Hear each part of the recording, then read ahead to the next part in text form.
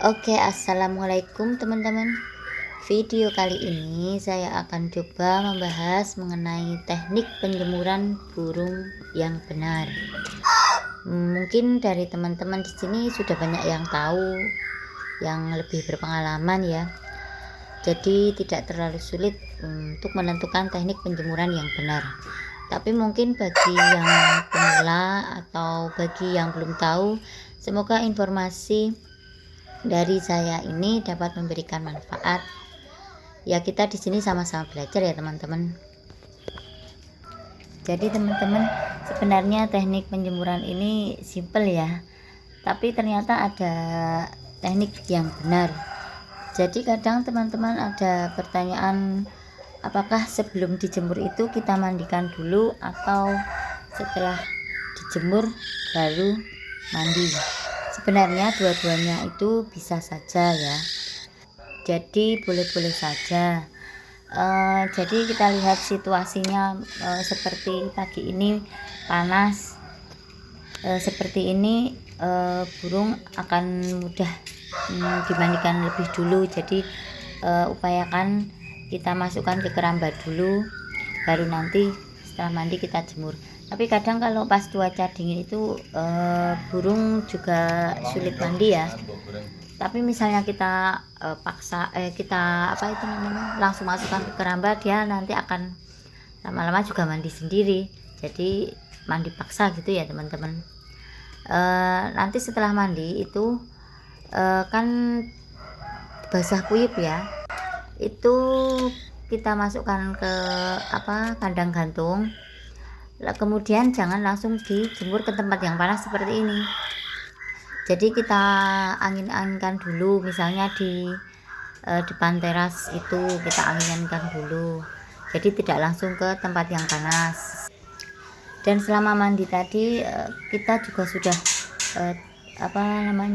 otomatis membersihkan kandangnya ya.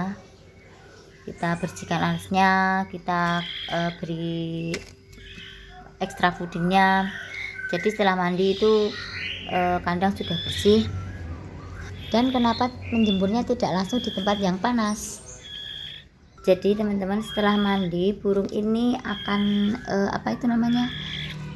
didis sih, kalau di sini namanya didis itu ya, istilahnya itu ya. Jadi burung itu akan mengusap-usap bulu-bulunya itu dengan paruhnya itu, seperti dia itu sedikit mengeringkan bulu-bulunya gitu ya. Jadi nanti itu akan sedikit kering.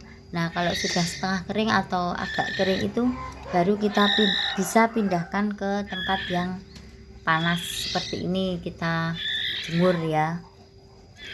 Lalu berapa lama kita harus jemur ya teman-teman? Kalau untuk lamanya ini tergantung situasinya burung dan situasi cuaca juga. Jadi setiap burung itu berbeda-beda harus berapa lama menjemurnya. Mungkin dari segi umurnya, terus dari segi itu kan ada yang jenis burung overbirahi itu kan tidak boleh terlalu lama menjemur gitu kan. Terus kalau yang dari umurnya itu kan cuman berapa menit saja itu sudah cukup. Lalu kalau dari cuacanya ya, kalau cuaca terlalu panas itu ya sebentar saja itu sudah cukup ya. Kalau itu agak tidak terlalu panas, agak-agak mendung itu ya, kita bisa lihat sendirilah situasinya nanti keadaan burungnya itu bagaimana. Dan yang perlu teman-teman ingat juga, saat menjemur ini usahakan jangan ada pantulan sinar matahari dari bidang lain ya. Misalnya dari pantulan dari kaca, pantulan dari tembok yang berwarna cerah, dan dari benda lain yang bisa memantulkan sinar matahari ya teman-teman. Kenapa demikian?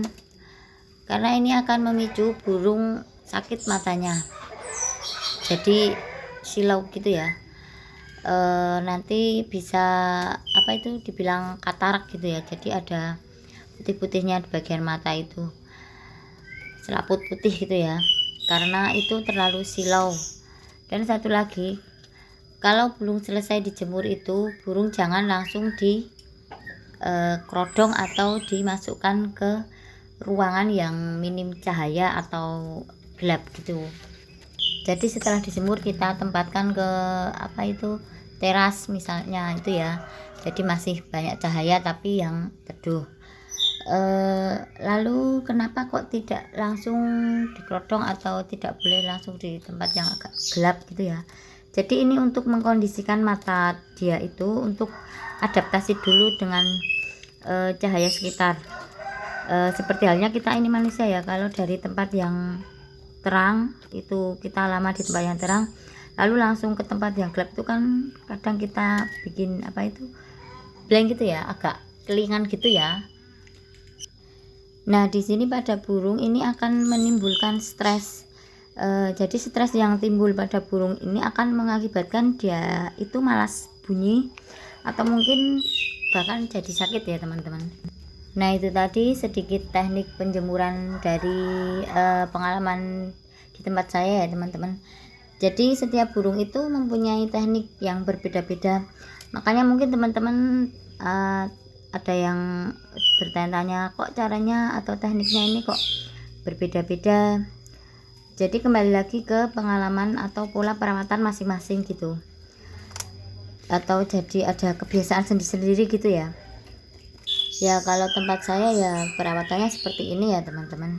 Kalau ada teman-teman yang beda caranya itu bisa-bisa saja dan itu sah-sah saja, boleh.